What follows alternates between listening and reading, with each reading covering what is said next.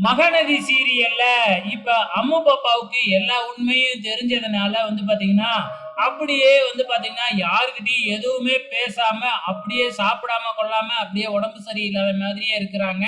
நம்ம காவேரி அம்மு பாப்பாவ பார்த்துட்டு வீட்டுக்கு போயிட்டு, "ஏன் அம்மு என்கிட்ட பேசவே இல்ல? எப்ப பார்த்தாலும் என்னைய பார்த்தாலே ஒடியாந்து புடிச்சுக்குவா. ஆனா என்கிட்ட பேசவும் இல்ல. என்னைய பார்த்த உடனே ரூமுக்குள்ள போய் படுத்துட்டா." அப்படின்னு தன்னோட அம்மா, அக்கா கிட்டலாம் சொல்லி நம்ம காவேரி ஃபீல் பண்ணிக்கிட்டு இருக்கிறாங்க.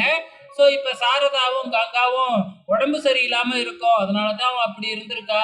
நீ கவலைப்படாத. சரியானதுக்கு அப்புறம் நார்மல் ஆயிடுவா அப்படின்னு காவேரிக்கு அட்வைஸ் பண்ணிடுறாங்க.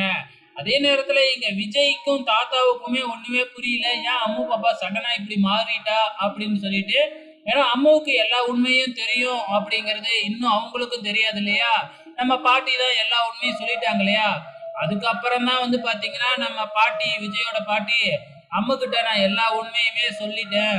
காவேரி மிஸ் தான் உன் அம்மான்னே நான் சொல்லிட்டேன்." அப்படின்னு நம்ம பாட்டி சொன்ன உடனே விஜய்க்கு பயங்கரமா கோவம் வருது. "ஏன் இப்படி பண்ணுனீங்க?" அப்படின்னு சொல்லி பாத்தீங்கன்னா, பாட்டிய திட்டிடுறாங்க. கொஞ்ச நேரத்துல நம்ம காவேரி விஜய்க்கு ஃபோன் பண்ணி, "இப்ப அம்மு எப்படி இருக்கா?" அப்படின்னு விசாரிக்கிறாங்க. ஆனா நம்ம விஜய் இருந்துகிட்டு பயங்கரமா கோவம் அத பத்தி உங்களுக்கு என்ன கவலை? அவ ஸ்கூலுக்கு வர்றாளா? ஸ்கூல்ல கவனிக்கிறதோட விட்டுருங்க.